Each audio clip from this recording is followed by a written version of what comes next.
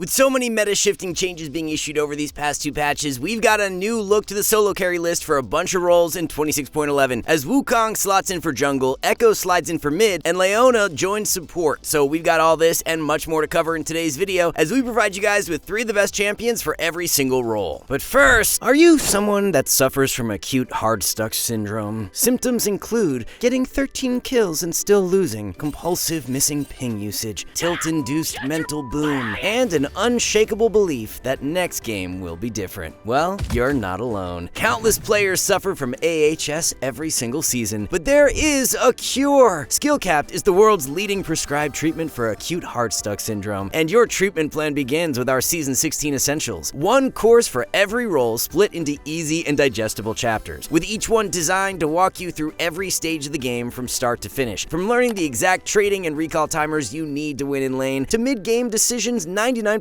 of players get completely wrong, all the way to the team fighting tips and tricks challengers abuse to always deal the highest damage possible. For more advanced cases, your treatment continues with our weekly challenger commentaries, where our specialists walk you through exactly how to carry in your elo on your chosen champion. And for our most severe patients, our world record jungle clears for every meta champion, with the exact routes, tips, and tricks our patients are abusing to clear faster than ever before. Side effects may include rapid LP gain, sudden loss of tilt, improved mental, and finally hitting your peak rank. Climb at least 5 divisions or your money-back guarantee applies while actively using our service. And no, this is not a joke. Consult the exclusive discount link in the pinned comment or description below to begin your treatment today. So back in the top 3 for another patch, and one of the best top laners that you can spam to escape low elo right now is Teemo. Teemo is nerfed slightly for this patch, but Shiv is getting buffed, so we don't think Teemo's relative power will drop that much. So Teemo's been loving the recent changes to static Shiv, as it's his best rush item now, and it completely shores up one of his biggest weaknesses. Teemo wants to be able to split push when he's ahead. He has the ability to easily stat check champions with a lead, but the issue was always that it just took him so much longer to shove out a wave than most champs with his basic abilities. Of course, you could throw your R down on the wave to help, but then that just means that you have less R charges to place around you and choke points that you can play off of when you get collapsed on. With Shiv, you just instantly clear waves because the Shiv energized proc actually applies Teemo's E poison to all the targets it hits. So all you have to do is auto attack the wave once, and all of the ranged minions will just die from the energized proc applying poison. This increases Teemo's tempo in the mid game a ton and allows for him to keep constant pressure in side lanes and be a super annoying champ to deal with. So your complete build will look like a static Shiv rush into Leandri's second and Malignant's third, while Press the Attack is the keystone rune. The one matchup you will want to avoid and may want to consider banning when picking Teemo is Olaf. Olaf with his R at level 6 can just run you down and cleanse your blind, so it becomes a really difficult matchup unless you destroy him early on in lane. So with Riot buffing static Shiv for this patch, it's only going to make Kayle an even better top laner. Kayle has been one of the most dominant solo queue top laners all season, and it seems like every other patch there's some indirect change that benefits her. Kayle has some of the best scaling power for any top lane champ, so she's really rewarding to master, because if you get her laning phase down and can consistently come out of lane even or ahead, then you're going to find a ton of success over a large sample size. What's so great about Kayle for the average player is that you just get heavily rewarded for being a good fundamental player, since getting as much experience as possible and farming up is way more valuable on her than most champs. As long as you're constantly catching side waves, keeping your CS scores high, and hitting level 16 in every game, then the results will come. For Kayle's build, you have 2 options, as you can rush static Shiv for better wave clear strength, or just rush Nashor's Tooth for higher DPS. In matchups where you are hard winning early game and can just beat your opponent in the 1v1, going for Nashor's makes sense, but in harder lanes where you just want to farm and scale up, static Shiv will help better in that regard. Speaking of matchups, Kayle can have a bit more difficult of a time in lane against champs who have high mobility and can take very short trades to whittle you down. For this reason, Yone is a good ban to consider, as it's hard to fight back against his constant threat of Q poke and long-range gap close capabilities from E and Q. And then to round out the top 3 for top lane in 26.11 is going to be one of the more reliable champs you can play, being Malphite. So with Ornn recently nerfed, Malphite has emerged again as the best tank for solo queue. Even though Malphite wants to stack armor, he's one of the few champs who has actually had a positive win rate in the Teemo matchup over the past patch. Malphite doesn't really have to interact by auto-attacking Teemo at all, as he can just poke with Q to whittle him down. So despite Teemo being a ranged top, it's not as dreadful of a matchup as you'd think. The one matchup that is always worth a ban when picking Malphite is Sylas, as Sylas just gets way too much value out of stealing Malphite R in the mid to late game. It's really just Sylas and other tanks that Malphite has a poorer win rate against in solo queue. He's really good in the majority of meta bruisers, as his attack speed slow does a phenomenal job at countering picks like Yone, Jax, Tryndamere, Irelia, and Fiora. Regardless Regardless of your matchup though, the best thing about Malphite is that it doesn't even matter how lane plays out because you will always be of great impact during teamfights. Build for Malphite is going to be matchup dependent, as into AD you will rush Sunfire and into AP you should rush Hollow Radiance. Frozen Heart is a great second pickup into heavy auto-reliant enemy comps. Thornmail is good if the enemy team has lots of healing. You can go Randuin's into crit-heavy comps, and Canic Rookern if the enemy team is heavy magic damage. For the Keystone Rune, you've got two options, as Comet is solid regardless of your matchup, while Grasp is more underrated if you're playing into a melee fighter matchup. So a very underrated jungler who's joining the top 3 for this patch after getting indirectly buffed in 26.10 is Evelynn. Evelynn has been loving the fact that Lichbane got buffed, as it's her rush item, and Riot slapping on a bit more damage and more movement speed is great for solo queue. Even though the AP ratio on Lichbane passive only went up by 5%, it's a bigger buff for Evelynn than most champs, since she builds Rabadon second and stacks up a ton of raw AP